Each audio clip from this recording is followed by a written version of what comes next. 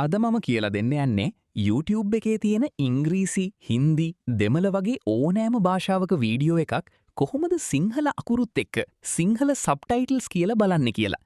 මුලින්ම ඔයාගේ ෆෝන් එකේ Google Chrome browser එක ඕපන් කරගන්න. දැන් මෙතන සර්ච් බාර් එකේ youtube.com කියලා ටයිප් කරලා සර්ච් කරන්න. ඊට පස්සේ උඩ තියෙන තිත්තුන උඩ ක්ලික් කරලා මෙනු එකෙන් ඩෙස්ක්ටොප් සයිට් කියන එකට ටික් එක දාගන්න. එතකොට YouTube එක හරියටම කම්පියුටරයකින් බලනවා වගේ ඕපන් වෙනවා. දැන් ඔයාට බලන්න ඕන වීඩියෝ එක සර්ච් කරලා හරි මෙතන තියෙන එකක් හරි තෝරගන්න. මම මේකින් වීඩියෝ එකක් ප්ලේ කරනවා. වීඩියෝ එක ප්ලේ වෙද්දි යට තියෙන CC captions බටන් එක ක්ලික් කරන්න. ඊළඟට ඒක ළඟම තියෙන settings gear icon එක උඩ ක්ලික් කරන්න. මෙතන තියෙනවා subtitle/cc කියලා එකක්. ඒක ක්ලික් කරාම එන මෙනු එකෙන් auto translate කියන එක තෝරන්න. දැන් ඔයාට ගොඩක් භාෂා ලිස්ට් එකක් පෙන්වයි. ඒකින් පහලට ගිහින් සිංහල කියන එක තෝරගන්න. එච්චරයි.